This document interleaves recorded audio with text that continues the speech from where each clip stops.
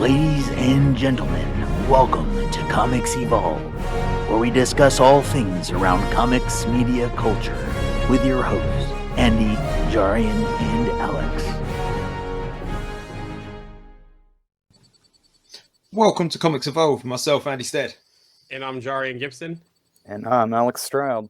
And we are back. It has been ages since we've actually been live, you know. It's felt like an age. And this is a special show today because this is our 2-year anniversary of doing this show. And we've been pretty consistent for totally. Give ourselves a round of applause. I think for some guys that do this for the love of it and for the passion of it, I think we've been super consistent, you know. I mean, obviously, we'd love to be getting paid for doing what we do, but you know, we don't. We do this for the love of it, and I think that's we should give ourselves a pat on the back. I've been trying to celebrate my own achievements a bit more recently and be a little bit outward with them. So we should do the same. So well done, Alex. Well done, Jarian. We've done a great job over the last 2 years, and it's been a shame to have missed a couple of weeks going live with you guys. It feels like forever since we've spoken. Yeah.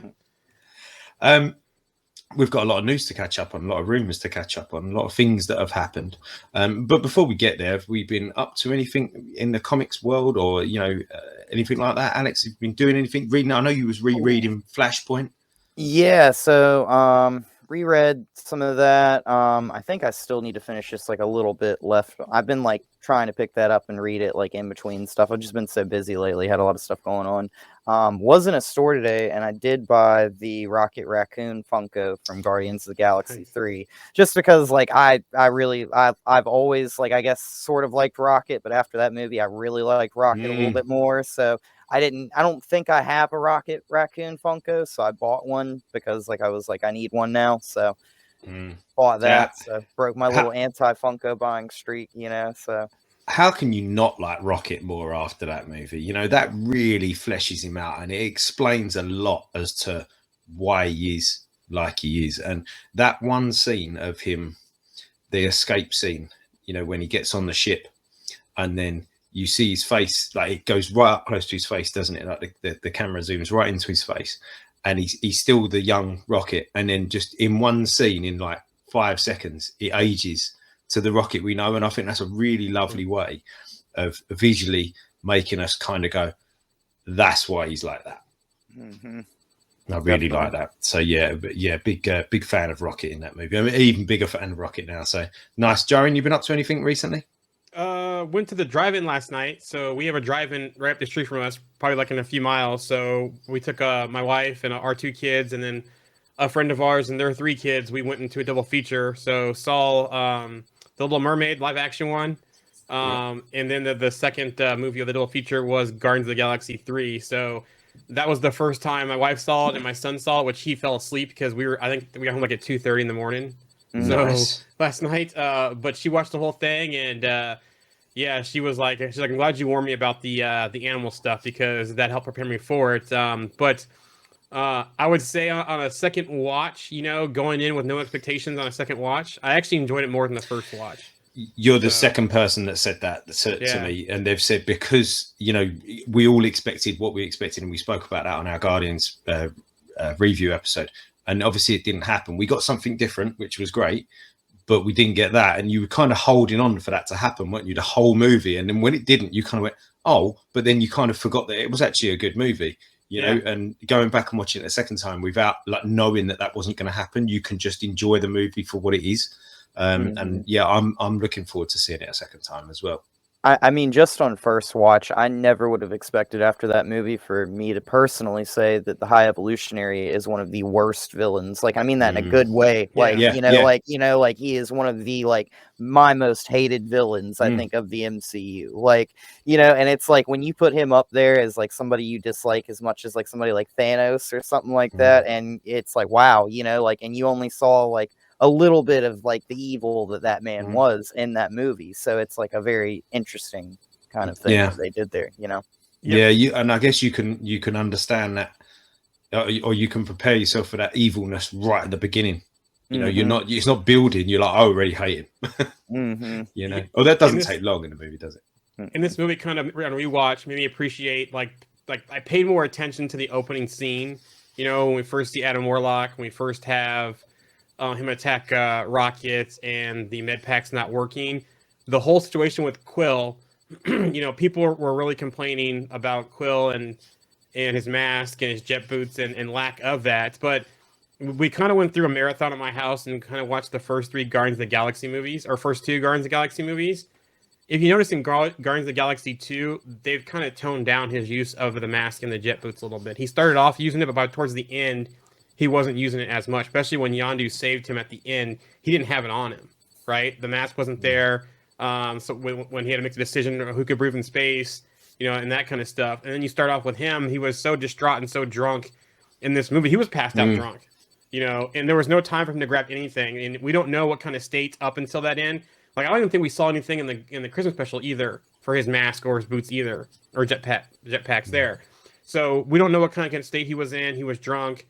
You know, they were kind of settled in nowhere, building nowhere as a community. There wasn't really any time for him to be the classic Star-Lord that we started off with in Guardians of the Galaxy 1. So it does make a lot of sense that he had no mask, he had no boots. You know, I think they threw it in a little bit in Infinity War just for that in Endgame. But as far as like post that, we didn't see much of those. So I don't get that complaint about not seeing the mask or the jet boots. Yeah, sure. Nice. Yeah, and that sounds like you said it was a marathon, a double bill. And one more thing real quick. The biggest thing to me is that I think Gamora and Nebula are my favorite siblings in the MCU by far. There's some parallels there to me. My brother, he's more the Gamora type. I'm more the Nebula type. And just the way they interact with each other. And also, too, since we watched that whole thing going through, their arc from the first one to the second one to them being able to reach out behind the scenes and then their green of just grinning at each other, you know, but still having the relationship, even though it's the different Gamora from the past, not the one that fell in love with Star-Lord and that kind of stuff. So, yeah, they're pretty much my favorite sibling pair in the MCU. I felt like this movie kind of like showed Nebula in like a whole new light to me in the MCU, where like it made her like on a whole new level of like powerful. Like there was this one part where she got like broken like a bunch of times, and she did that thing like Wanda did where she like horror movie crawled, where like she started moving and putting herself back together like while she was moving. And it was like, oh dude, like how do you stop somebody like that? You know, like she's just like a force in this movie, you know? And she was still fighting like that with her neck broken, like her neck was hanging off of her back, and she was still fighting, like hitting people with her broken arm. Like it was great. Yeah. That first scene when Warlock comes in, he's pounding her and beating her after her arm turns and that kind of stuff. And then, you know, she gets back up and kind of snaps herself back together. And then like that one final fight scene on the ship, where it's the team up picture where they're all fighting, her neck gets snapped back. But like you said, Andy, she's still going and then snaps her neck back and keeps going. So and it also made me appreciate Adam Warlock more as well. You know, oh, really? Because you're looking at him, you know, comes out of the cocoon early. He's still much of that infant. You know, we know that in the comics, it's more him, Thanos, him being that big piece in the Infinity Story and that kind of stuff. But that's been passed. So I think it's a great fit how they did him in this movie, and just his comedic stuff that he dropped those lines in the movie. Like I thought they were even more funnier the second time around because I wasn't, like I said, no expectations going in, just enjoying the film, and then like when Kraglin threw did the dart thing, arrow. The arrow at him. He's like, "Who threw that?" You know, kind of like the way he stopped, just his timing and his delivery. So, as long as they develop him further, I think we're on a good path with Adam Warlock. Mm-hmm. Yeah, nice, very good. We went to a local Comic-Con the other week. I think I've shared some pictures on the group. My son started doing a little bit of cosplay as Miles Morales, and he went and he really enjoyed it. And there was a couple of people there that had been in sort of Game of Thrones and something like that. The sort of headline person that was there was the guy that was Jaqen H'ghar, the faceless man in Game of Thrones. Tom, I can't pronounce his surname, but it was interesting. They'd done a little panel with them, and that was quite cool. But yeah, lots of interesting people, lots of interesting artists and comic artists, people that have worked on different comics, and you know, some a great Batmobile. I meant to share it actually. There was a great Batmobile that was there, and an Ecto one that was there. Loads of Star Trek stuff that was there. So that was really cool. But regards to reading, I've been trying to finish Reckoning War, and I use that word trying because it just hasn't grabbed me as I thought it would. I really like those big events as well. You know, I'm a big event guy, but this one just I don't know, for some reason it just hasn't got me as some of the other big events have. So I wouldn't say I'm disappointed. It's just not. I'm kind of like, I just need to finish this because I need to get to the next kind of, I need to move on really, and I'm like, hard work, but we'll get there. Right. Should we start on some news and stuff? We've got loads of stuff to catch up on. It's been a couple of weeks. We've got, because we've had a couple of drops with some dates and things. So let's get cracking and we'll get through some stuff. Okay, so let's start on the updated filming status. So in the filming now category, Agatha is still filming down in Atlanta. Daredevil Born Again is still filming in New York. Captain America New World Order is still filming in Atlanta. And Deadpool 3 is filming in the UK. On hold, Blade, Thunderbolts, and Wonder Man. So, I see the Thunderbolts I see Thunderbolts just went on hold today. I mean, a lot of those are the projects were already written. So, hopefully, because I assume that some projects get bits rewritten as they're filming them, don't they? Yeah. Mm-hmm. So maybe there's some sort of capacity for continuing to do that, but not necessarily to actually write the stuff in the first place. Yeah, I'm interested to see if it affects any other projects down the road. But Thunderbolts will be interesting to see. I'm still kind of figuring out what that's going to end up being. So maybe that being on hold is not the worst thing right now, to kind of figure out what they want to be with that film, especially in the landscape of what's going on with Secret Invasion and then the Marvels coming up after that. So Wonder Man's interesting though, because that's been kind of the fly under the radar project. They haven't officially announced, but has been going on. So that'll be one to keep an eye on. Yeah, I agree with what you were saying. Sorry, just quickly about Thunderbolts. I think that will change. I think like Armor Wars seems to have changed. I mean, we don't know yet, but from the sounds of it, from everything that was said however many years ago that was announced to what's being said now, it does sound like it's a different project. I think Thunderbolts will as well. I mean, like, I hate to say it like this, but it kind of, Thunderbolts gives me like the Legends of Tomorrow vibes of the CW, where it's like, this is like, hey, we didn't know what to do with all these characters, so we just put them in one project, and like half of them are super soldiers, so like expect a super soldier story. So it's like with the Sentry, like you could have like a super soldier connection there, so like everybody's like, hey, put him in that movie too, and it's like, we don't really know what's going on. It just kind of seems like a catch-all right now. So maybe like it could fall into place at some point, but I don't know. We've heard stuff about Wakanda. We've heard stuff about Val being involved, like it's been all over the place for that project. Yeah. So interesting to see what happens with that movie. Hopefully there is some tightening on the story there, and we'll see what happens. A big announcement here though is D23 and Marvel will be holding a real life inspired by the X-Men Hellfire Gala at Comic-Con 2023. At San Diego Comic-Con 2023. So attendees are encouraged to dress up in their best superpower style, meaning their best cosplay. Andy, if you could get your son over here. That'd be amazing. Yeah. I'm sure he'd love that. Yeah. The event will have 3 areas: the Green Lagoon, Hellfire Ballroom, and Lair X. So awesome. Nice. That sounds amazing. Yeah. That's something I'd be interested to see the pictures that come out of there. I'm looking forward to that one. Yeah, I see RMC. I see you live. How you doing? Nice to see you. Guardians of the Galaxy 3 news, since we kind of talked about that. But the High Evolutionary may not be dead. He may be alive. I thought he was dead just from what they left on the ship, I thought if he was dead to reuse Chadwick Ouija for Jonathan Majors, because I think some of the vibes that he has in that film are very much what we saw in Kang and Quantumania. But speaking in an interview with Strip Marvel, Guardians of the Galaxy Volume 3 VFX artist Miguel Angel Acevedo Montserrat, who worked on Guardians of the Galaxy 3 scene in which the animal Stampede escapes from the laboratories, revealed that Dave Bautista's Drax the Destroyer can be seen carrying and saving the High Evolutionary. Now, last night when I resaw this, I actually looked, and he's carrying something. You can't see it, but I have some screenshots I can post to the group that actually show him when it's zoomed in, he's carrying somebody. Then Chadwick Ouija himself said, well, let me put it this way. I'm hoping you all see an extended version or maybe an alternate ending you know that we certainly did film. The point is that Rocket doesn't shoot me. They make a point of saying, why don't you kill him? And he says, no, I'm not going to kill him. And you don't actually see me go down with the ship.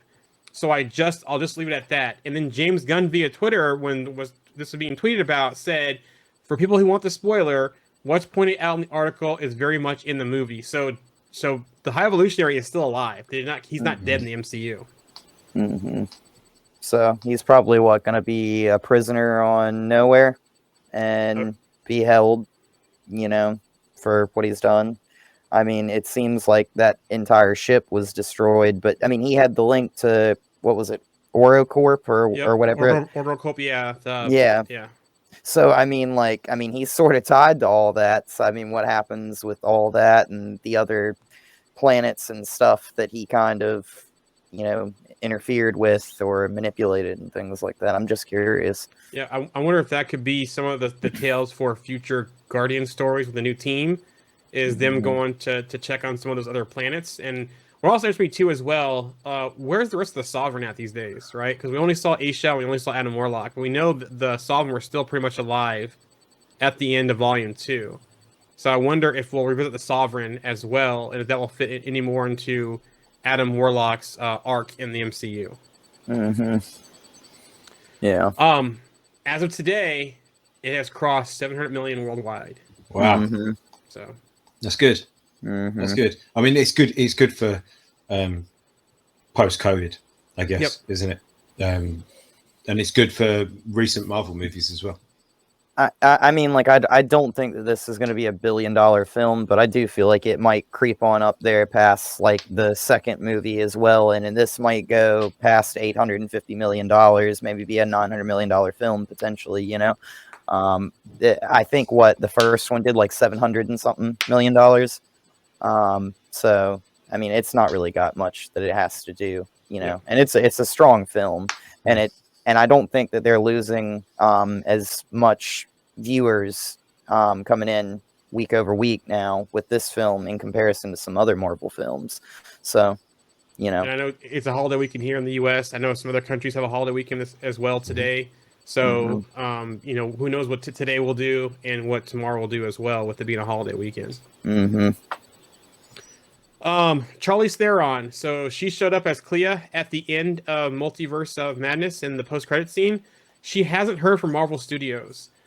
She said, I haven't gotten a call. I haven't gotten is that bad? Is that bad? Is that bad? No, I'm not lying. I haven't gotten a call. Is that bad? Now, with reports of them trying to fast track Doctor Strange 3, that is interesting that she hasn't gotten a call because, unless they're going to not tie in what we saw, the Dark Dimension type storyline in the next film, and it's going to be more multiverse tied again. But you would think that with her basically telling Strange at the end of that movie that he caused an incursion, that would be front and center for Doctor Strange in the Dark Dimension for the third installment of the film. Yeah, I would just assume that the rumors that they're trying to fast track Doctor Strange 3 aren't quite accurate, and that she's right. They haven't contacted her, but they will. I mean, that was. We're talking about Secret Wars coming up and incursions. It's like the whole point of Secret Wars, isn't it? So I can't imagine that if there was a Doctor Strange 3 movie about that, there's no way that they would skip over that end credit scene, surely. Yeah, Arms sees on the different note on this. He goes, I don't believe her. They've called. Now, the other thing, too, we've seen some where they've done these closing credit scenes, and we don't always see a circle back to them for some time. So could this be a case that where maybe they've changed Clea's too, possibly, if they have fast-tracked that film? Or like Arm Seed said, he doesn't believe her that they've called. So... Yeah, she's a seasoned pro, isn't she, as well? Yeah. I mean, what if it could have been somebody appearing as her or something like that, So, like, they go into the Dark Dimension or something, and then it turns out that wasn't actually her. Yeah. And, that's their little, like, transition there into Doctor Strange 3 or something, So something to keep an eye on. We have some Fantastic Four news, and it started off with reportedly David Diggs is in talk to play the Thing, Ben Grimm. Now he is of African American and Jewish descent. I know of him because he's been a lawyer on Law and Order SVU. So that's where I know of him from, and he's been in other products too as well. So that news has been sticking because I have a lineup at the end of this news. What's been reported here as of today, or rumored as of today. Reportedly, Emma Stone was offered the role of Sue Storm, but we know that Margot Robbie was in talks previously. So I don't know, when I first saw this, what it could do, but Emma Stone could definitely pull off the nerdy side of Sue Storm. Margot Robbie could play more of the S.H.I.E.L.D. history side, and possibly if they do the Malice storyline as well, could pull that off. So I think both choices will be fine, either one. Reportedly, Paul Mescal passed on Johnny Storm. I don't know much of him, but I believe from what Jamie said, I think is he an Irish actor, I think, or Not sure. but I know that Jamie has said stuff about him in our chats. Reportedly, the casting announcement is happening at San Diego Comic-Con. So something to keep an eye on for that, along with the Hellfire Gala. Kevin Feige did confirm that Robert Downey Jr. had met with Marvel previously for the role of Doctor Doom, but that was before Iron Man. So you saw they had all the Marvel stuff about the anniversary of Iron Man and that kind of stuff. In those interviews, he said that they actually talked to him for Doctor Doom. Now, that was pre-Iron Man. Do you think they could bring him back as Doctor Doom to the MCU, or do you think they should just move on and cast somebody else? They Move can't, on. surely. Yeah. Move on. Especially if they any kind of Secret Wars thing that they want to do with him, that make things confusing. Mhm. From the chat here, I like both Emma and Margot, but I just really adore Margot, so I want her in an important role, which I think she could do it. She has some range from all the movies I've seen her in. As of today, though, the latest rumor cast is, we know Adam Driver is Reed Richards, pretty much. That's pretty much a done deal. Margot Robbie, Sue Storm, Paul Mescal, Johnny Storm, Human Torch, Daveed Diggs, Ben Grimm, The Thing. So that's their lineup as of this morning that I saw people out there posting on the socials. The one thing that gives me concern is that I don't know what the chemistry will be between Adam Driver and Margot Robbie. I don't know about that one. Yeah, What kind of way they go with those two. Adam Driver is like my biggest issue with this cast. I don't know why. I just feel like he's just, I don't know, like he's just not like a very like emoting type of actor. And I know like Reed doesn't have like the most greatest personality in the world, like, I mean, he tends to be a little stale, but like, I kind of would like him to not be stale, but I kind of feel like Adam Driver's kind of serious all the time. You know what I'm saying? Like, I always kind of get that kind of like presence from him. Yeah, I think after sort of seeing him in the Star Wars sequel trilogy, I think he's got the light and shade that would be needed to play Reed. That kind of he's always sort of questionable, isn't he, Reed? Like questionable. Like he'll always do something for the greater good, but it's always, he's the dad that just leaves and goes to work all the time and kind of forgets his family, but he really does love his family. Like he does everything for his family, but he'll sort of sacrifice whatever for. Do you know what I mean? He's got that. Yeah, I think Adam Driver could pull it off. I really do. I do think he could pull it off. I think my biggest concern is the on-screen chemistry between him and Margot Robbie. But if they go down the Maker storyline, like we've discussed before, and Andy's been champion for, I think that he could pull that off with those two on screen together. I think I've always thought as well. I mean, correct me if I'm wrong here, anybody, but I've always thought that relationship, the Reed and Sue relationship, that in regards to like Reed was always like punching above his weight with Sue. Do you know what I mean? Like everyone was like, "Why are you with that guy?" Yeah. Do you know what I mean? And like that, I think that works in regards to the physically for the two characters. I mean, Margot Robbie's beautiful, and Adam Driver is an unconventional looking chap, isn't he? Yep. He's not sort of your typical. He's not a Chris Hemsworth or an Evans or something like that. He's he's an unconventional looking guy. So I think that works, and I think they can do it. I really do. I think he can do it. I'm confident that he can do it. When I first heard him as a choice, I was like, yeah, okay, I can see that. And I think he's the right age. I think age-wise, it's brilliant because he could play him for 15, 20 years.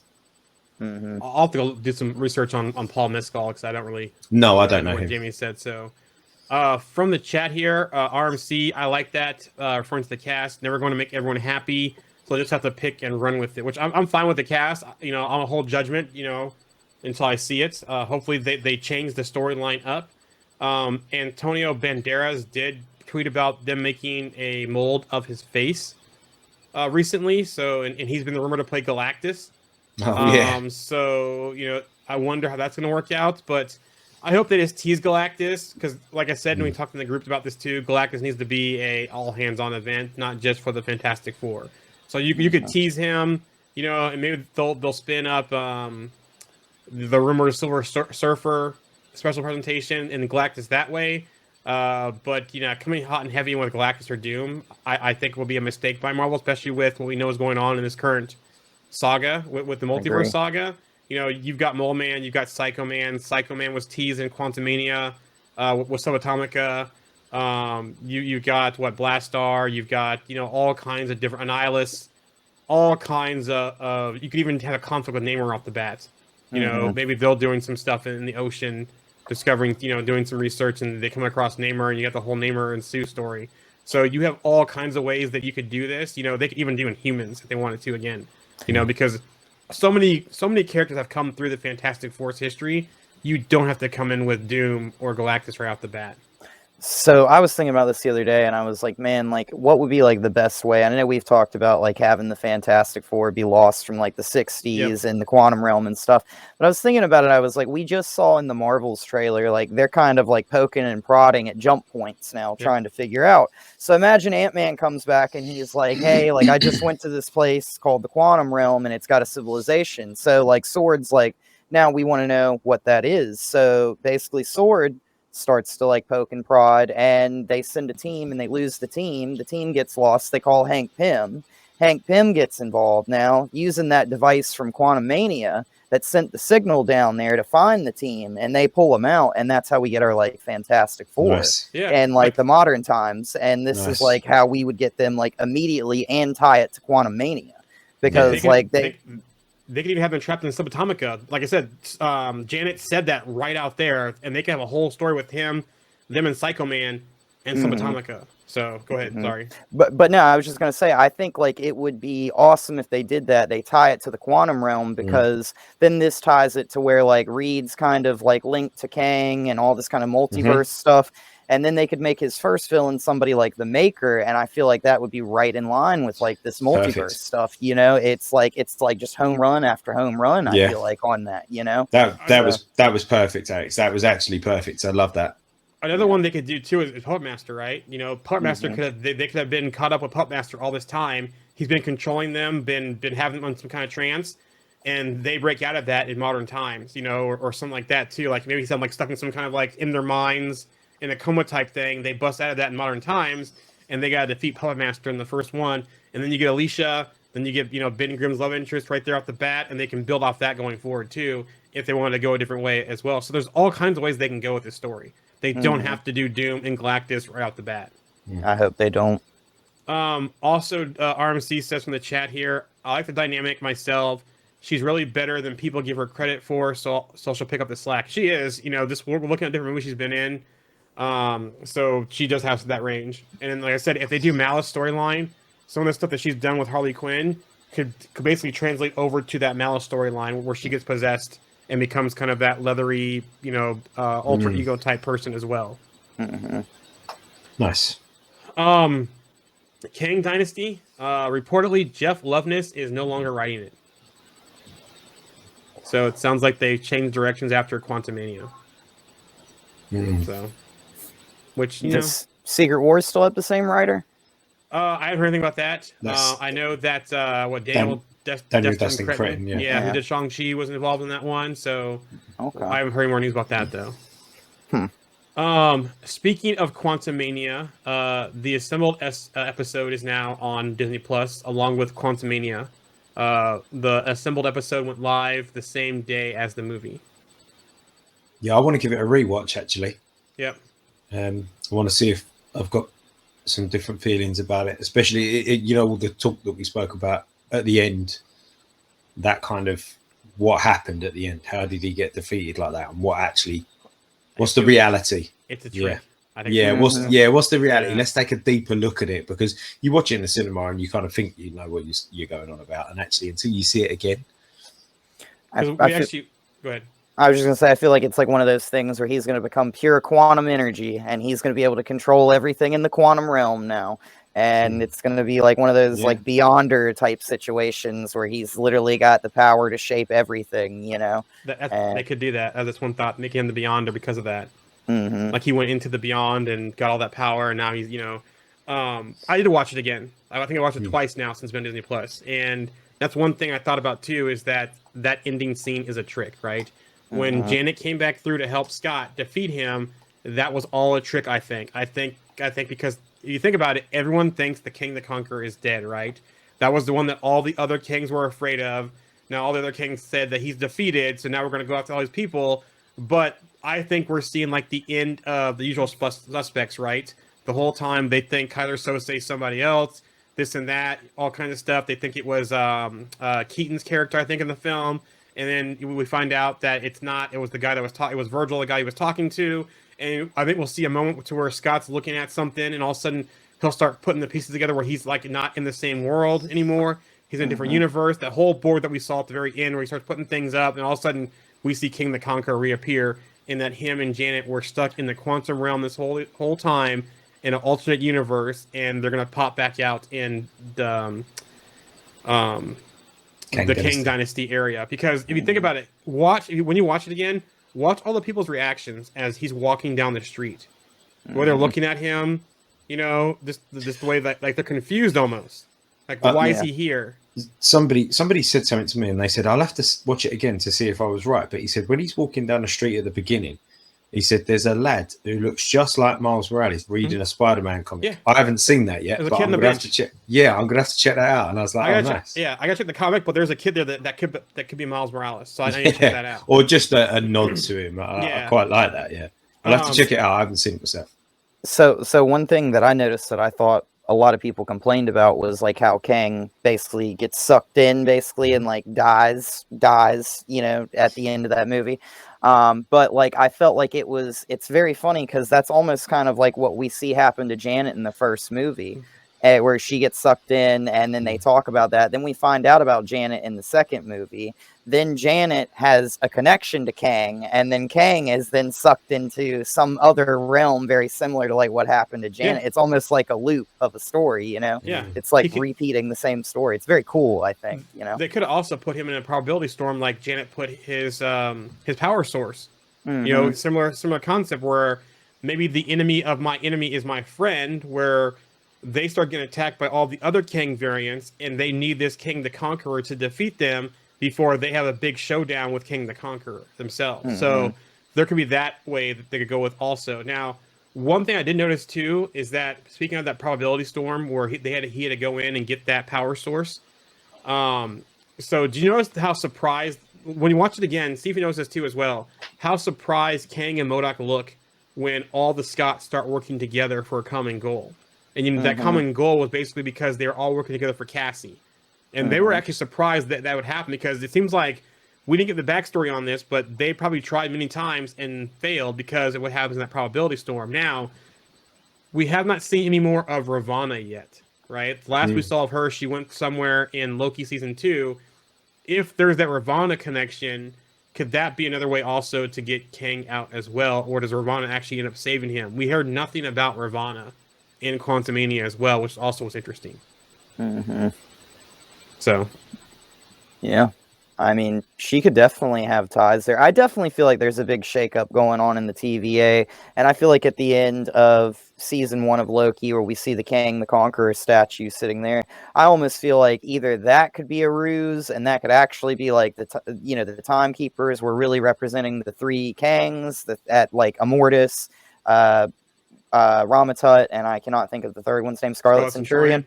Yep, so it'd be like those 3 kind of representing the Timekeepers, but then they could have had Kang the Conqueror be in charge of the TVA after He Who Remains was gone, and then the Council of Kangs ousted him and sent him to the Quantum Realm, and now the Council's actually in charge, but making everybody think that Kang's still in charge, you know? So it's like they could be doing so much there, you know?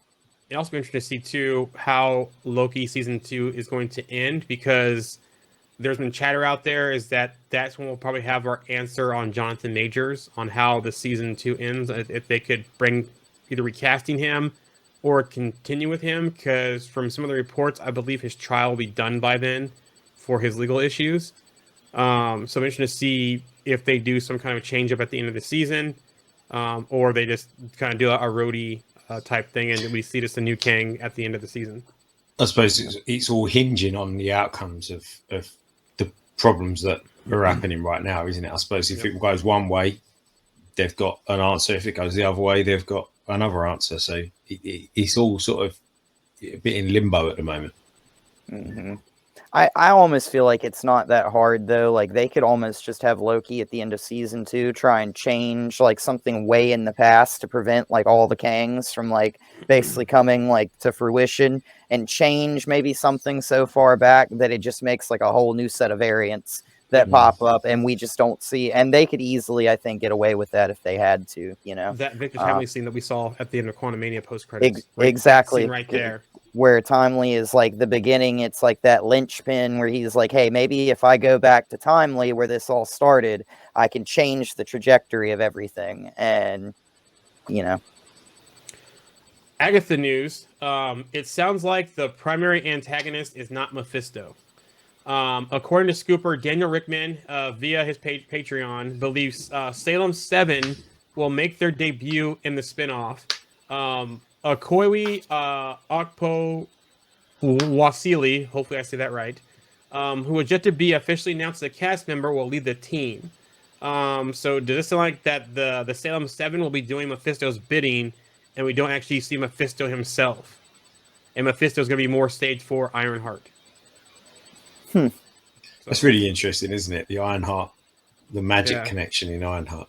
I mean, I think that they should do that, where they should just give us just like little bits more of Mephisto each time for a while. So like we should see a little bit of him in this. We should see a little bit more of him and maybe in Ironheart related to the Hood, and then maybe just keep going a little bit more and more down the line. Like, he's one of those, he can pop up anywhere, and he's just kind of just like messing with the mortals sometimes, you know? He's not really like, he doesn't really like, he needs to have just like a really big end game that he's playing towards for himself, and he's just trying to move chess pieces or something, you know? Captain America New World Order news. Set photos video showed WWE superstar Seth Rollins on set filming. The role is for a villain, but which villain is unknown. There's been some chatter, though, that he's going to be part of the Serpent Society. So, yeah, I as soon as I saw that and I saw those little rumors, I was like, "Oh, Jaren would be happy." And there's chatter that they might change the name from New World Order, so it could be Captain America Serpent Society. I mean, like I said before, they could be made from Gamma stuff, right? Yeah, the Gamma stuff is what makes the Serpent Society, and that was still tied together. And, you know, and that could roll right into a World War Hulk movie at the end. And I mean, they could totally do that same thing where we just had Abomination. That could have been the reason that we just had Abomination, where somebody's trying to replicate the Abomination stuff and create the Serpent Society people, you know? Yep. The leader's doing it, you know, all kinds of ways they could do that. Maybe he controls them. He created them. You know, remember last time we saw the leader, he had all those bloods of Bruce Banner's blood, and you know, so he could have gone through and done more experiments, and that's how he created them on lower dose gamma radiation type stuff. He obviously likes collecting all of these different sort of samples and things. Like what sort of other samples has he got, and from who? Set photos feature the Roxxon logo, so we have another hint of Roxxon in the MCU. So we have Iron Man 1, Iron Man 2, Iron Man 3, Loki from Roxcart, She-Hulk, and now NWO has a Roxxon connection. So if we keep seeing Roxxon, I wonder if at one point we're going to get Cloak and Dagger in the MCU, because Roxxon is directly responsible for creating Cloak and Dagger. So Cloak is such a cool looking character as well. Awesome. You know, every time you see him on a panel, it's just like, oh wow, that looks great. You know, I was just watching the Runaways. Strange. Yeah, go ahead. Yeah, I was just gonna say I was just watching The Runaways, and I just watched the episode recently where Cloak and Dagger appeared in that, and I'm like, I hadn't watched the Cloak and Dagger show in so long, and like it wasn't that like I had forgotten about them, but seeing them on there, I was like, dude, I forgot that they were in this show, and I like loved that episode, seeing him on there because like his powers are so awesome. And think about it. Yeah, there's been some comic book stuff and cartoons where Cloak has been tied to the Dark Dimension in Dormammu. I think he's been possessed by Dormammu. So, as we saw with Multiverse of Madness, where they brought America Chavez in, they could at least bring Cloak in for Doctor Strange 2 if they're doing a Dark Dimension type movie. And that's what they do in The Runaways, is they basically do like a Dark Dimension thing with Cloak, where he's like pulling the people out of the Dark Dimension kind of type thing. So, which, I mean, they did a really good job, I thought, with their version of the Dark Dimension in that show as well. I have to watch that. I haven't watched that one. I need to watch I haven't watched Saber. It's very cool. RMC said it'd be cool to see Cloak and Dagger. So what they could do in this? They could bring Cloak in via Doctor Strange and bring Dagger in via Spider-Man, because there's ties there to Spider-Man as well with both of them also. I believe he led a team with them also. I believe it was in the cartoons. I got to look at the comics, but I know the cartoons, when Taskmaster was building the team against Spider-Man, he turned them over to his side, as well with the Dark Dimension stuff too. So, also, Rosa Salazar has been cast. Rumor is that she is going to be the leader of the Serpent Society. So, one last thing about New World Order is that set photos show Canal Street in Chinatown. So they basically transformed Georgia, where they're filming, into a Chinatown set. Canal Street. Why is Canal Street a big point of reference here? It hints at the Hand and the White Dragons. A gang under the control of Mr. Negative. So, yeah, they're putting some little Easter eggs in New World Order. It's like, I don't think they'll be a big part of the film, but it could set up another, Marvel villains type staple in the MCU. I wonder if we will actually see like a reference to Mr. Negative, or if it'll be one of those things like, what was it, the Feast logo in the background? And No Way Home. No Way Home, yeah. Thank you. Yeah, and Aunt May worked for Feast too, didn't she? Yeah, she worked. Yes, that was where she volunteered, wasn't it? Yeah. That's where we saw the Goblin. Yeah. Daryl Born Again news. Clark Johnson has joined the project, but not only to direct 2 episodes, but also a reoccurring role. I think now this is the first time that someone has done this in a series. I know we've had Jon Favreau and Iron Man is Happy, and he's done that stuff, but in a Disney Plus series, I don't think they've had someone who's directed and starred in the show too as well. So this will be the first for a Disney Plus series. Cool. Speaking of that, there's some chatter today. We know we're getting the Punisher, in the series. Frank Castle, John Bernthal. There's some chatter that this series will set up a Punisher series or a project as well. Interesting. So, yeah, awesome. Whatever he's going to be doing in this one is going to kick off another series for him in the MCU. Yeah, I'd like to see how they bring in Frank. Like, where is he at? Because you can kind of assume that like, I know we sort of got the Netflix shows or whatever they're called nowadays. I don't know what they're called these days. But you can kind of assume that Matt's kind of just sort of rolled on from that. You can assume it. But is Frank going to have rolled on from his? I don't know. Yeah, so I feel like the perfect thing. Armor Wars is supposed to be post Secret Invasion, right? Yep. So I feel like the perfect place would be get him to steal an Iron Man suit and be out there in that armor and have him like. I mean, like, I just feel like it'd be one of those things. Where it'd be like Frank's like, it's perfect attitude for him. The world's gone to hell. Like, I'm out here just putting down the bad people, making sure they don't get back up, kind of type of thing. And I've got the biggest gun now to do it, kind of type of thing. And that's typical Frank, isn't it? Yeah, and I mean, and then you put him and Rhodey in that situation where Rhodey's like a decorated military man trying to talk him off the ledge, and Frank's a man that's got nothing to lose, who's a former Marine, and is like, I don't really care. Like, you stand in my way, I'll take you down too, like. That's just like, I feel like a perfect little like headbutt there, Do you Frank's hilarious, isn't he? Because he just sticks by. He's got his values in the same way that Steve has got his values, but Frank sticks to them as rigidly as Steve sticks to his values. He's like you said, if you're going to stand in my way, I'll take you down as well. You know, like if you're going to stop me from stopping the bad guys, that makes you a bad guy, so I'm going to stop you as well. Yeah, definitely. Do you think they missed an opportunity in Endgame with Frank Castle? And when I say this, because remember in the very beginning when they're all checking in with Natasha and Rhodey saying, you know, down in Mexico, all these cartels and it's bad. Instead of the whole Ronin storyline, they could have made that an Easter egg, and we could have flashed back to that in Armor Wars as a connection there. That Frank was out there basically just putting people down during everyone got snapped because there was no one else to help because the Avengers were kind of disbanded. That would be a perfect way, because I don't know, the Ronin storyline was okay and it kind of rolled into the Hawkeye show, but they could have tied that an Easter egg to Frank Castle as well and tied him to Rhodey that way also, just thinking out loud here.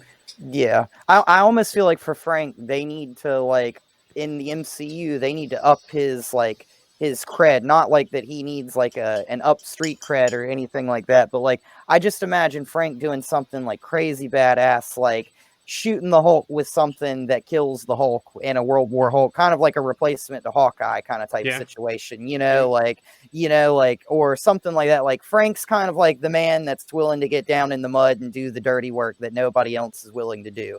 And I feel like that would work out in a lot of bad situations. And you just give me an idea. If they were to have the Punisher in New World Order, and at the end he does play that Hawkeye role to shoot the Hulk that kicks off World of Hulk, that could have been Stark tech that he stole, and instead of him stealing a suit, he has some other tech, you know, some Hulk deterrent tech that Rhodey's after him for an Armor Wars 2 as well. That would also fit.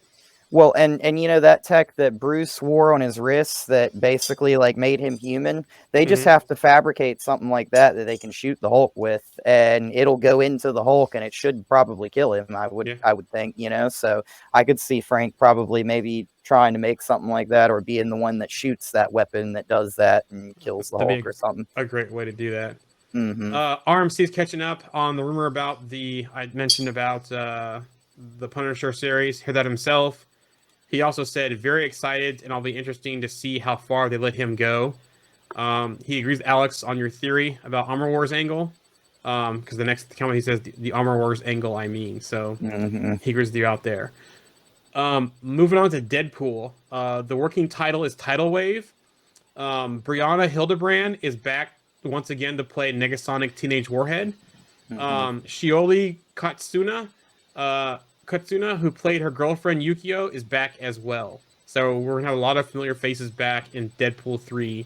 Looks like the whole gang's getting back together and will be in the MCU. I still haven't seen anything concrete on Josh Brolin's Cable, but you know, I wouldn't be surprised if we don't see him. I'd be surprised if we don't see him in the series.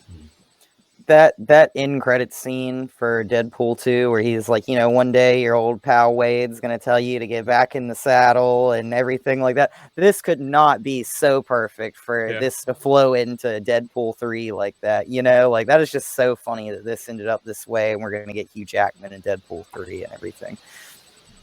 Yeah, I'm looking forward to it, and hopefully we get an initial official release date for it. I know everything with the calendar sliding to Marvel right now with all the writer strike stuff. Loki news, October 6th, 2023. So okay. Yep. Nice. Echo news, November 29th, 2023. Hold on real quick. RMC from the chat here. Can't wait for Deadpool 3. I hear it's more of a Wolverine movie, and Sean Levy is going to do great, I think. I agree with that. But back to Echo. So this is a first for Marvel as well. So on November 29th, 2023, they're releasing all the episodes binge style. This is the first time they've done this with one of these shows, not counting I Am Groot. Is there any... Groot was all at once, wasn't it? Or was it? Yeah, I think it was. Those are shorts, though. You know, nothing like this style. So is there any word on how many episodes there's going to be yet? There's not. But could this be their first hint of a streaming strategy shift? Because Loki could be the last show that we get as a weekly show, right? I saw. Could Echo going forward say we're going to release all these shows in a binge style? So, for example, we know Daredevil's 18 episodes, right? Could they release Daredevil in 3 packs of 6 shows for different parts of it over time and not all 18, and do the same thing with Armor Wars and other shows, or is this something just for Echo? You go ahead, Andy. Yeah, no, I was going to say that I did hear a little while ago, a couple of weeks ago, that there was a rumor that Kevin Feige wasn't happy with how Echo was sort of finishing up, and he went in there and had a bit of a mix up and, you know, got some bits changed. So I don't know, is it a combination of the character not maybe being as popular as other characters, the fact that it's not as good? I mean, I don't know, this is all speculation, of course. It might be great. Is it a case that it's not as important? And I thought that maybe at first, but then I realized, hold on, I'm sure that Matt Murdock and Wilson Fisk are going to be in this, yeah. So obviously that's going to lead straight into Born Again, I should imagine. So it probably is fairly important, but maybe not in the grand scheme of things. And I was trying to figure out why. I don't think it will be. I think it will just be another way that they can release stuff. I don't think it will be the way that they release stuff. Mm-hmm. Yeah, I mean, like, I honestly feel like my personal opinion on Echo as a character, like, from comics, like, the last thing that I can remember is, like, Echo getting the Phoenix Force in that story.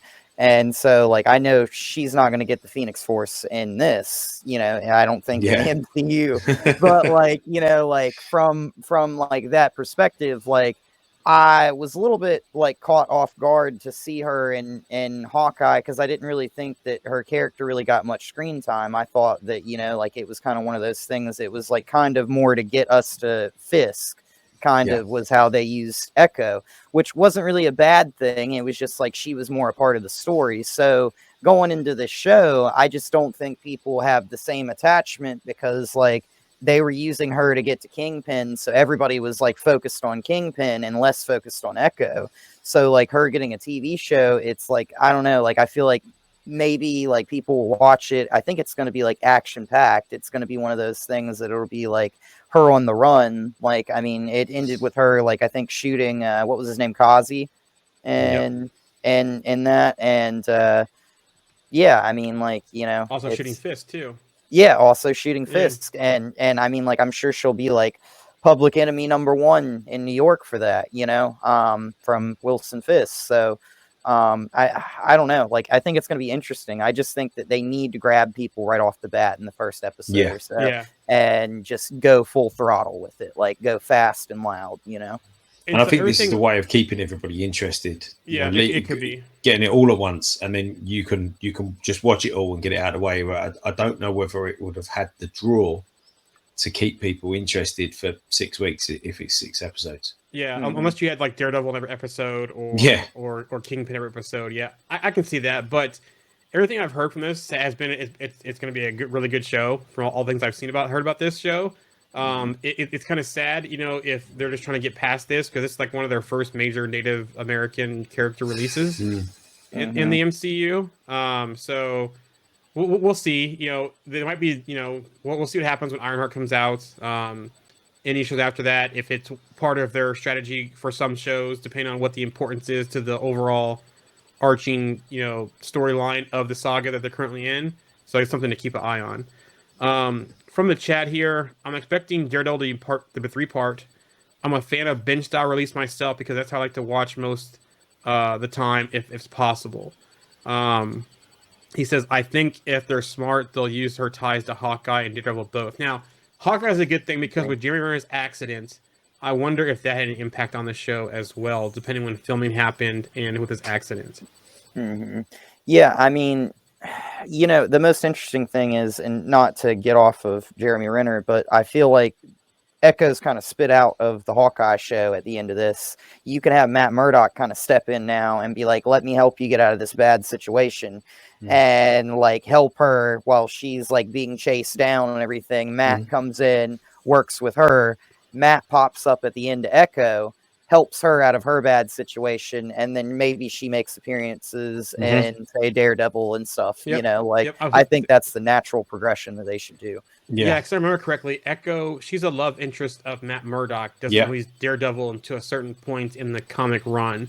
So they could basically set this up for Daredevil series and her to be in that and not know, and then they could have some issues in the Daredevil series, like the Echo versus Daredevil. Why on the other side, she's in love with Matt Murdock. So they can set up some pretty interesting storylines here, leading from the Echo series into Born Again. Yeah, I'll have to have a reread, but I'm sure she's in the Devil's Reign story, and I think that's where they're going with the Born Again with Wilson Fisk and all that kind of stuff. I think that's where they're heading when she's in that.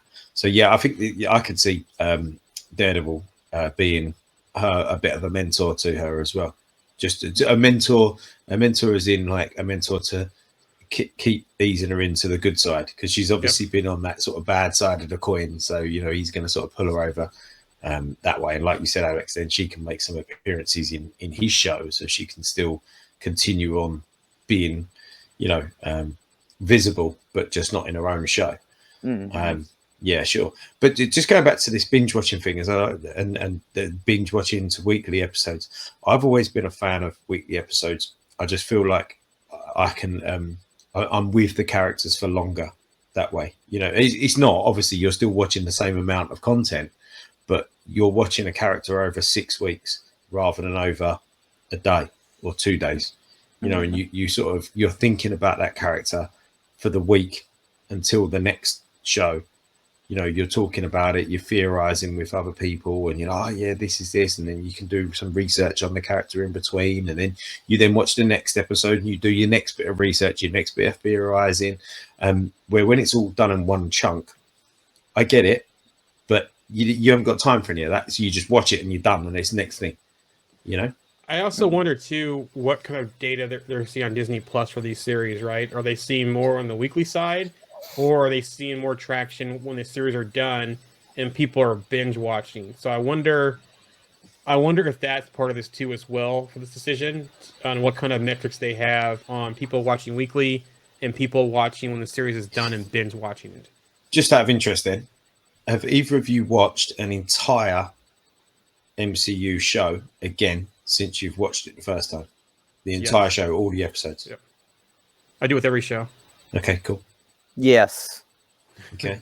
Nice. Yeah. I mean, I think mine were WandaVision and Loki, and I think those are the only two though that I've rewatched. Yeah, I've only done one, and that was Loki.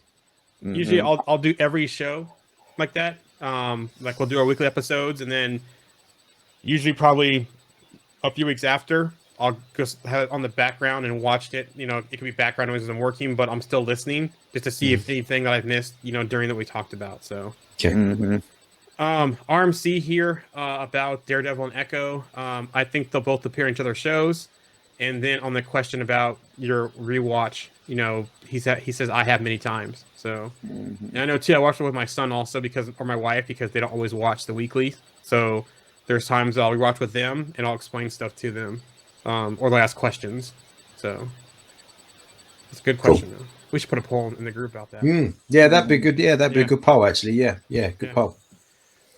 Venom 3 news. Chiwetel Ejiofor, I'm butchering names today, has been cast to co-star opposite Tom Hardy. Now, we know him as Mordo in the MCU. Now, could he be Mordo appearance as a part of the multiverse stuff in this one? I need to spat out my beer then, Jaren. What's that? I need to spat out my beer then. I kept thinking when I saw this news, too many damn symbiotes. Remember at the end of Doctor Strange, there's too many damn sorcerers, whatever. But my bet is they're going to do the one storyline. And we talked about it in the chat, and I can't remember which one it is. But there's a Venom storyline. And basically, it's General Oral Taylor is the main focus of it. And I think that he's going to be cast as General Oral Taylor. I have it in my Marvel Unlimited to read the series again, because it's a symbiote series and there's multiple symbiotes to go with the other cast member we talked about before. And so he could be going after the symbiotes and so forth. And I think that's who he's going to be in this film. I know it won't happen, but I can sort of see him as Null. I think that would be kind of cool. That'd be kind of cool. That's a great comment there. Yeah. From the chat here, back on the rewatch, I watched every series at least twice, but WandaVision and Loki got multiple rewatches.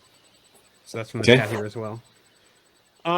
So yeah, I think I had that series in our chat. I'll go back and look what that series was. But there's a series of Venom series with General Oral Terrell, and I think that's what they're going to do here for this next movie, especially with the other casting with Shivam that I thought that character might be from our episode a week or two ago, our last 1 or 2 episodes that we talked about it. So You talking about a comic series?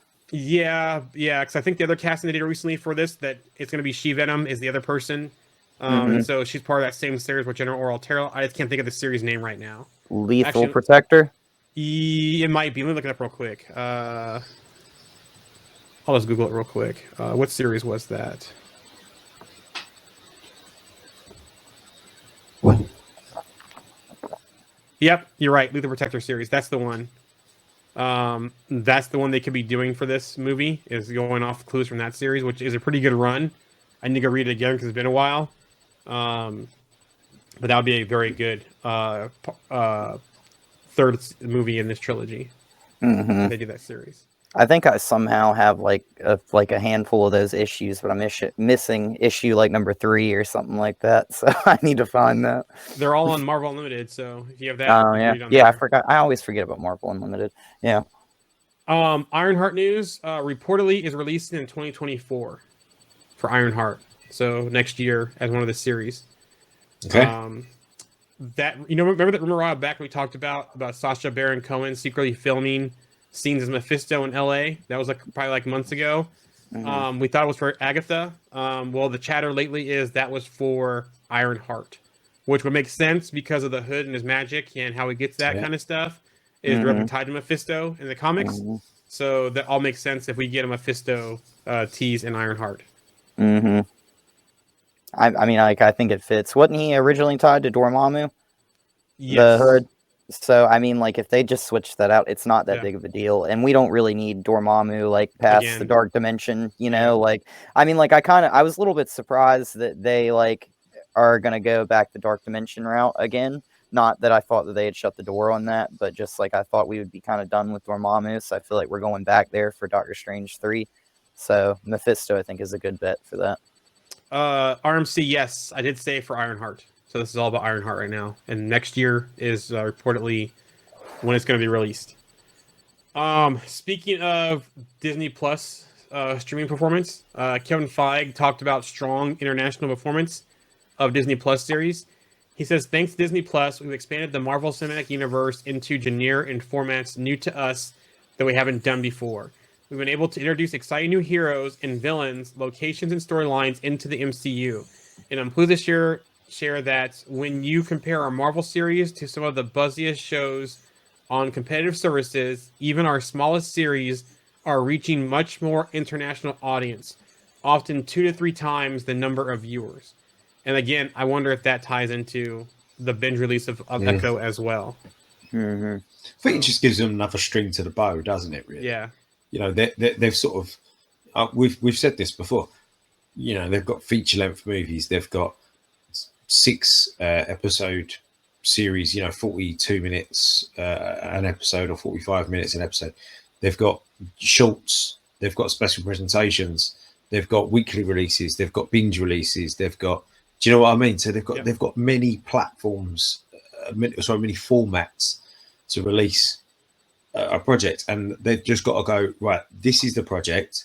This is the platform that's gonna, and the format that's gonna suit that project the best. You know, this is where we think that it's gonna be most effective for the most amount of people. Is it a feature length movie? Is it a special presentation? Is it shorts? Whatever. You know, I still quite like to see a load of shorts, maybe 5 or 6 5-10 minute shorts of Star-Lord learning loads of human things, you know, earthbound things like learning to drive, learning to it was my son's idea, but learning to drive, learning to swim, learning to sort of, you know, do the shopping and just do all normal things. And he's kind of, just proper normal life, you know.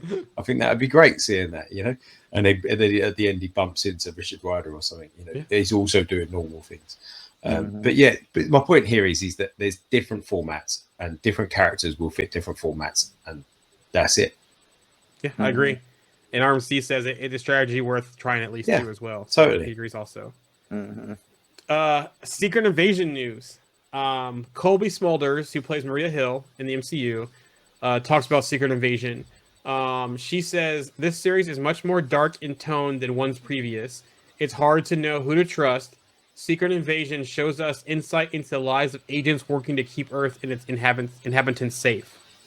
So, Yep, cool, good. have you guys seen the latest clip of the show too, as well? Yes, I think so. What was it? So there's a clip that what appears to show the president going down the helicopter. Oh, at the end yes, of the clip. yeah.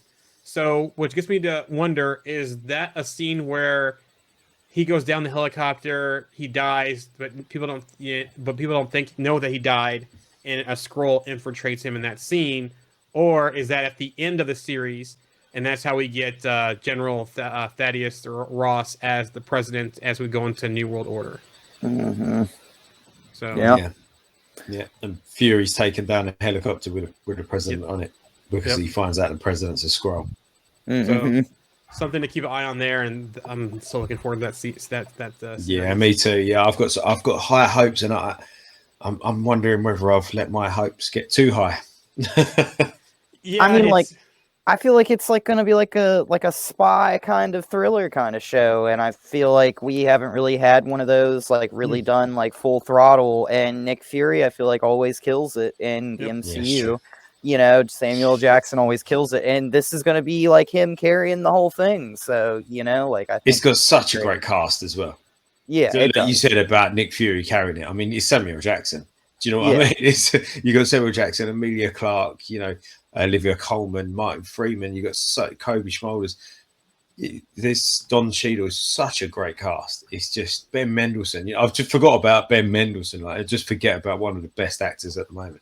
He's got such a stellar cast. Like surely it can't be bad. It can't be. And if Rhodey ends up being a Skrull, I'm gonna go crazy. I- I'm gonna lose my stuff if Rhodey's a Skrull.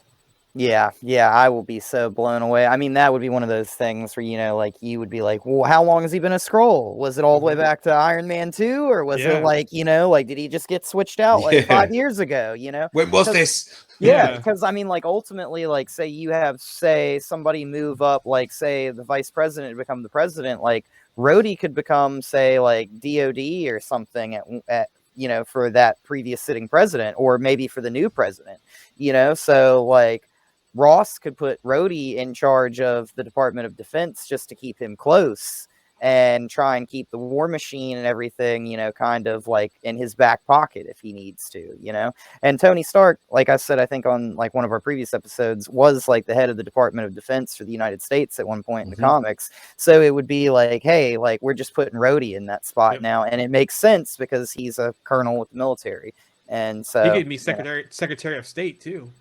Yeah, he could. Like Ross was. Ross was Secretary of State, and Ross can make him his Secretary of State. RMC, my expectations have bit me plenty, but I still have high expectations of Secret Invasion. He also says confidence is high with it too. Back on the Rhodey thing, what if Rhodey was a Skrull the whole time? Like college days with Tony, like MIT days with Tony, Skrull level. Like he's like one of the earliest Skrulls here since like Captain Marvel. Right, that would be a trip, you know. But I think the most logical way for him to be a Skrull would be between Iron Man 1, Iron Man 2, when they actually recast Don Cheadle as Rhodey. But it would be a mind trip, like, you know, Fight Club mind trip if he was a Skrull this entire time, like college days. And it would make sense when you think where he's positioned himself now. Like that was the idea. They were playing the long game from the 80s. They were Trojan horse. Yep. Yeah, absolutely. That's what it is they get in power, they get in positions that they can like basically kick the legs out from under everything and make it all fall, and then come up from the chaos, you know. But like I think he's a good Skrull though. I don't think he's a bad Skrull. If he ends up being a Skrull, I think he's a good Skrull. I just want to see him I want to see him being that Skrull that doesn't know that he's a Skrull. Yeah, that's what I think they need to do. 100%. He would be heartbroken. Yeah, he would, exactly. And how good would Don Cheadle be at doing that? I can see it now. It would be like that, like John Walker moment where John Walker is like realizing that he's not enough. You know what I'm saying? Like, and he's just like so broken because he's just like getting destroyed by fighting super soldiers. And then it's like one of those like moments. I just feel like it's very challenging to the character. Yeah. And I think he could absolutely sell that emotionally, you know, physically, like the way he would present it. I think he would do so well at that. I really do. Alex, you've got a friend out here in the chat. What up, Brian Brian? instantly says, "What up, Alex?" The other thing too is that I hope that we see some fallout from Miss Marvel as well, and that Department of Damage Control has been infiltrated with Skrulls, because that comment of him saying, you know, we haven't seen that before, and then the female agent kind of saying that we put you here in this position, blah blah blah. There's got to be some breadcrumbs there for one of them, if not both of them, being Skrulls from Miss Marvel. Definitely. Back on the Rhodey thing, I wonder whether it's Rhodey that kind of, maybe the president, maybe the current president in Secret Invasion isn't actually a Skrull, but Rhodey kind of persuades Nick that he is a Skrull. So Nick kills that president. Yeah.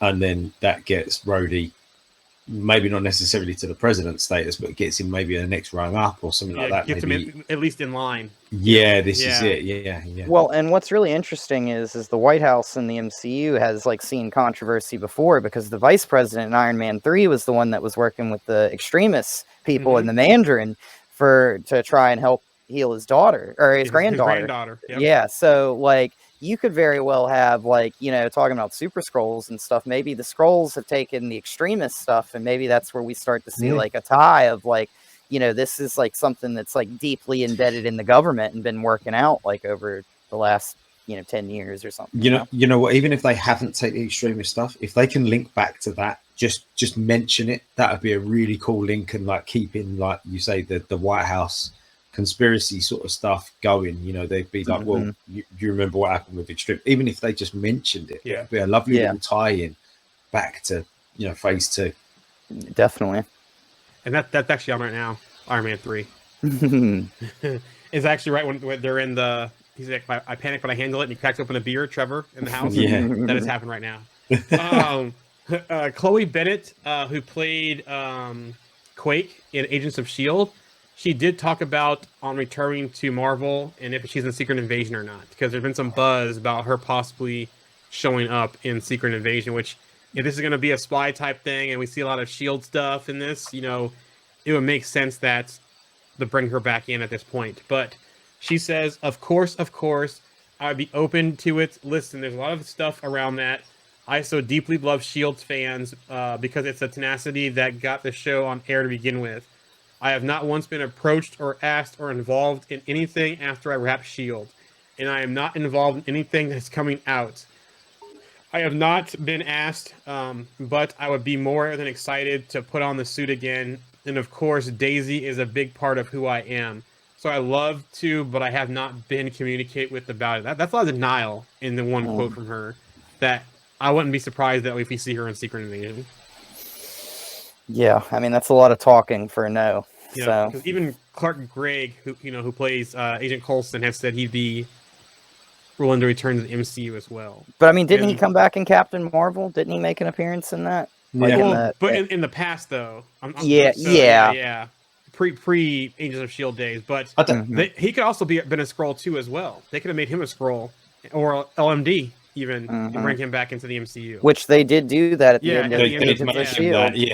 Yeah. Which is funny because it goes back to that line where he's talking to Tony Stark, and Tony Stark's like, "You've reached the life model decoy of Tony Stark," and then Coulson ends up a life model decoy. So be funny if Tony is the one that is responsible for LMDs in the MCU, and then he made one of Coulson. And that's they brought him back. I don't know. It'd be kind of interesting. Spider-Verse news. So the Venomverse is in the Spider-Verse. There's a set photo posted by Spider-Man's official Vietnamese Facebook account, revealed Venom's Miss Chen, who's in the convenience store, will appear in Spider-Man Across the Spider-Verse. The character from the franchise is seen in an image alongside Jason Schwartzman's The Spot. So as the Spot's doing something, the Spot pops in on Mrs. Chen. I got a feeling there's a lot we don't know about this movie, and a lot that's going to happen. I was talking to somebody the other day. I hope they Roger Rabbit this, and we get Miles meeting Tom Holland's Spider-Man, but Miles as a cartoon in live action. Do you know what I mean? Like, we don't see Miles as an actor. He's still animated. Cartoon, yeah, it's Roger Rabbit. And that picture I was talking about, there's a quote on it that says, "After the Lego universe, the Venom live action universe will also feature in the Spider-Verse, and there are more exciting things to be revealed. So not only does this tell us we're getting the Venomverse, we're getting a Lego Spider-Man universe as well in this film. I hope it's as funny as all the other Lego movies. Yep. Mm-hmm. Ismael Cruz Cordova, is he coming to the MCU? He spoke with Variety. Now, he was in the Rings of Power. So he spoke with Variety and shared that he has a very good relationship with Marvel Studios, casting directors, noting the studio already reached out to him, or noting that the studio already reached out to him about different projects. He was in the running for Adam Warlock before Will Poulter got the role. Who is this guy? Sorry, I don't know the name. He is of Puerto Rican descent, I believe.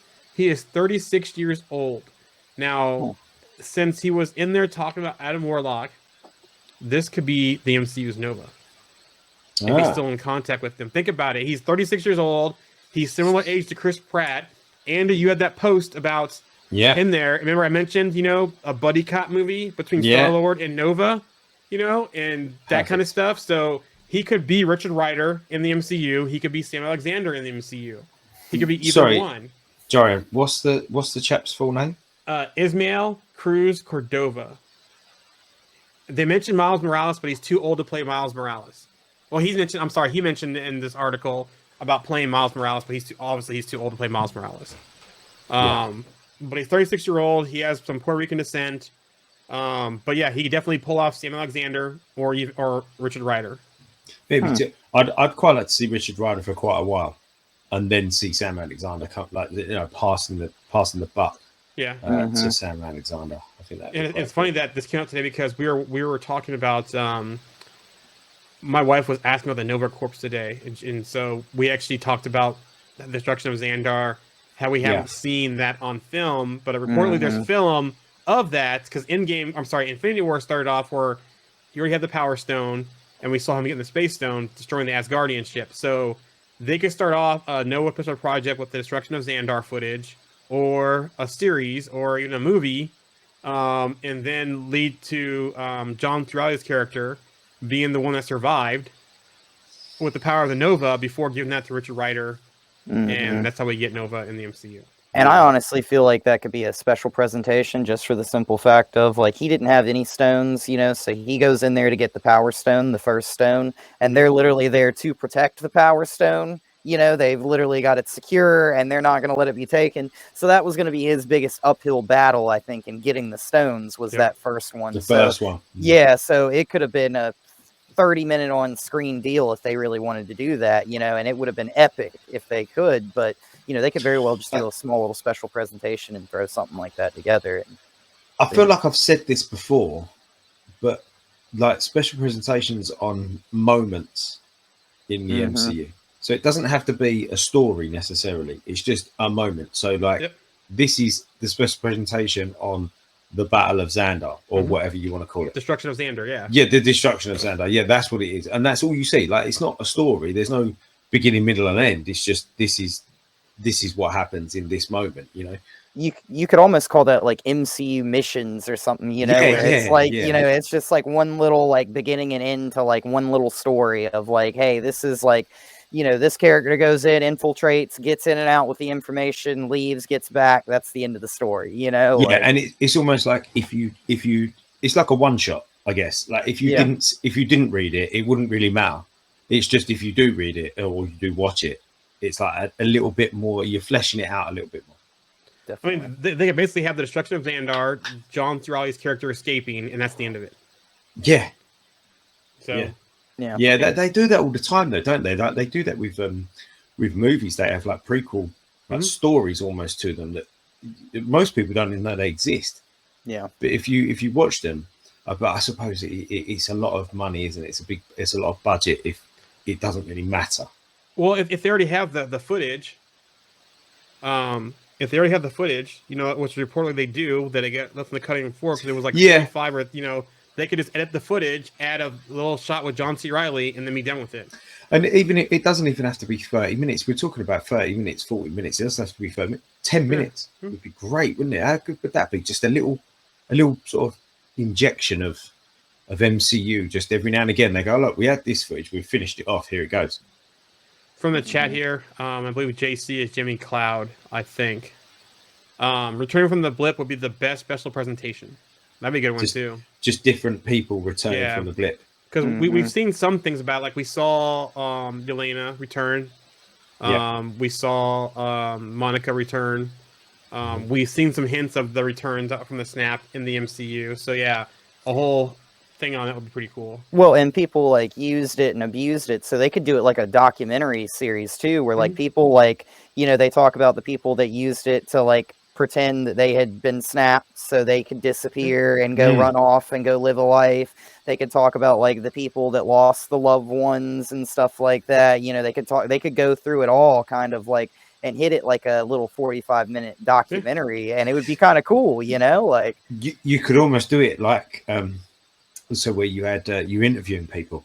So you interviewed the person, you say like, you know, so tell us your story, and then like, oh, you know, so this is what happened to be, and then I did this, and you know. They should have James Jonah Jameson be the reporter for this, and his YouTube show they had in Spider-Man. Yeah, that'd be a great way to do that kind of series with him doing that.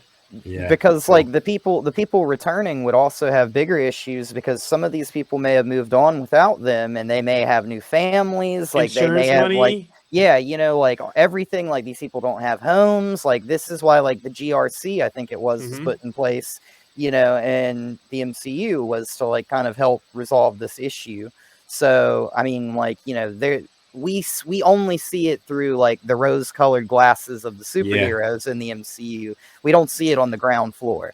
The like, gritty, the nitty-gritty of it. Yeah. So moving on here to Mandalorian news. So we're all done with Marvel stuff. So now we're into Star Wars stuff.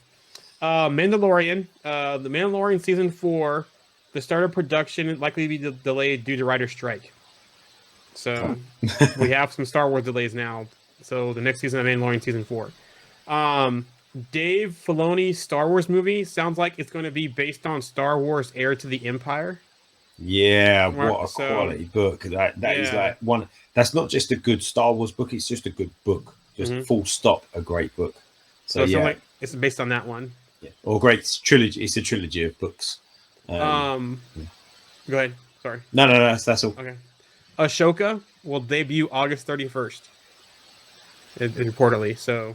And that's going to be sadly be Ray Winston's last. Not Ray Winston. Sorry, Ray Stevenson.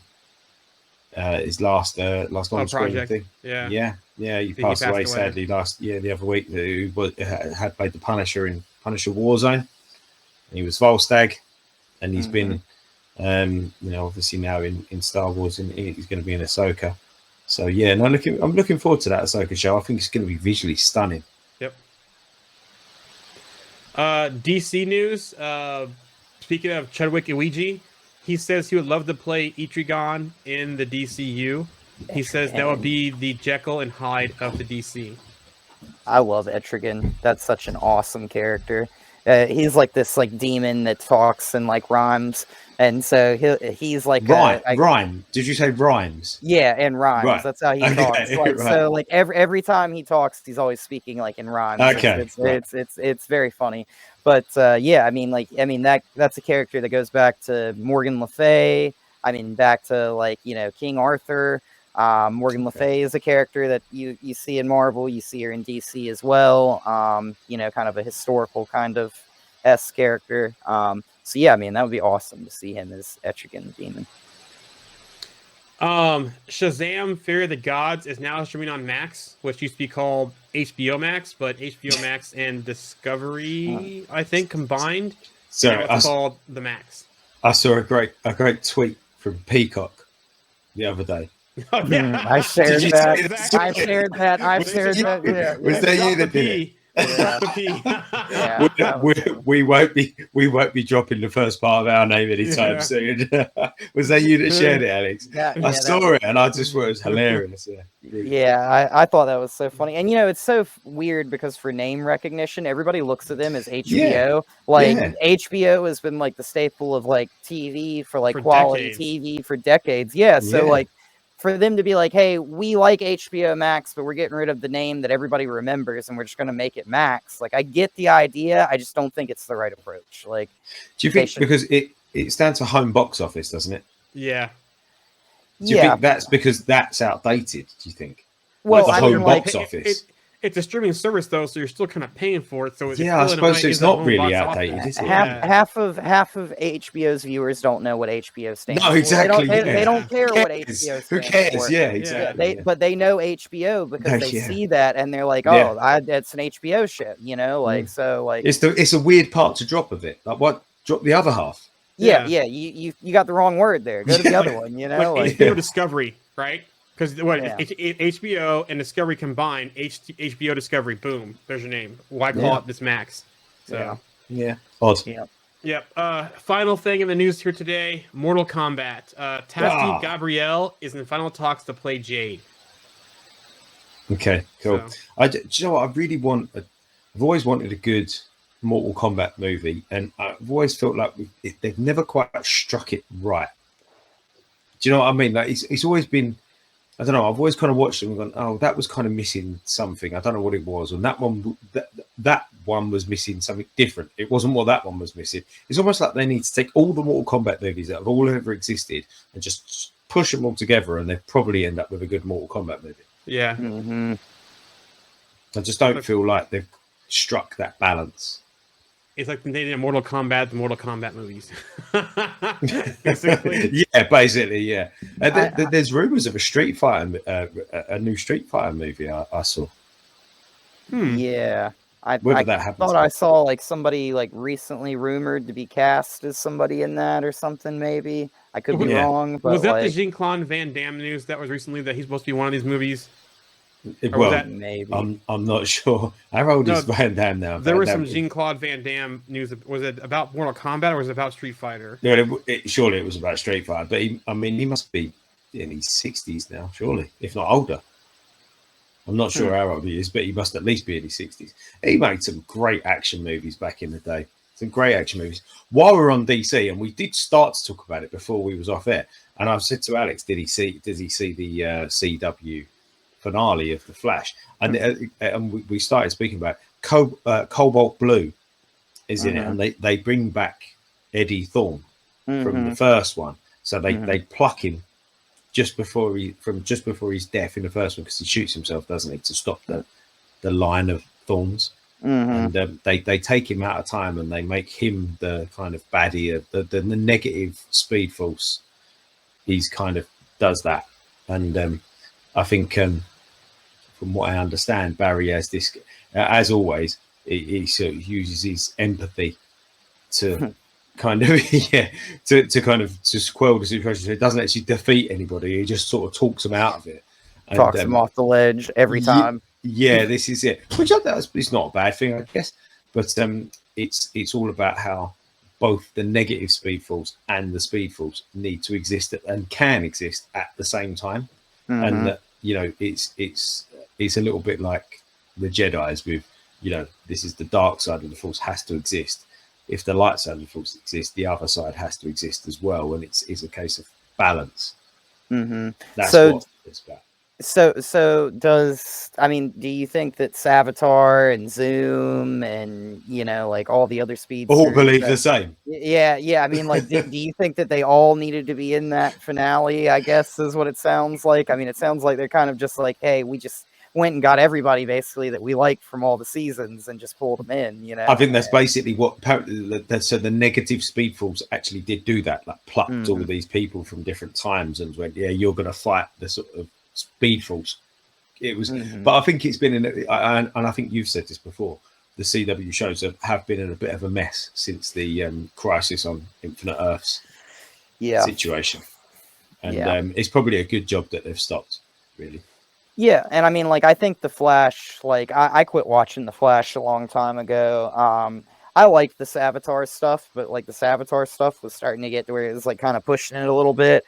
And then when we got to, like, the Mirror Master, Mirror Monarch stuff, and I think I watched 3 episodes, and Barry, like, just asked his villains to stop, and they were like, sure, you know what? Like, I've been on this evil plan all this time, but you're right, I'll stop.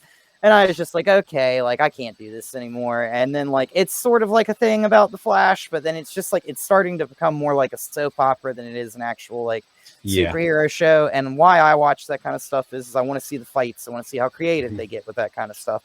So like when they did the lightsaber thing with the lightning in that one episode, I saw pictures of it and I had to go back and watch for that. And man, I just couldn't believe they did that, to be honest. Like I was kind of blown away. But that was a bit odd, wasn't it? Yeah, it's just I think that they kind of gotten to the point where they had told the stories that they wanted to tell and they didn't really need to keep going. I mean, at a certain point, it's like you're just dragging on. Like I love Supernatural, but it didn't need to be 15 seasons, you know? Like, let's be real. Like that's a lot of shows, isn't it, as well? 15 seasons. Yeah, and I think TV shows get caught into that where like they're like doing okay and they just want to keep going, and like at a certain point it's okay to stop telling a story, you know? Like you don't need to just wring it out to where there's nothing left. And doing okay is sometimes just not okay. Like you need to be doing well, you know, and then it's like, oh, we're doing okay, so let's just keep going. You're like, yeah, but people are going to turn off to that, you know. There's lots of stuff that's okay. But yeah, we want stuff that's good, especially if it's something that we're passionate about, something like comics that's got that deep meaning to us that we've been, you know, something from childhood. Yeah, for sure. So are we all done there, guys? Oh, go on, Joe. Real quick, that Jean-Claude Van Damme news, it was tied to Mortal Kombat, but it's the new game coming out. He will be a playable skin for Johnny Cage. Okay. Right. Okay. Cool.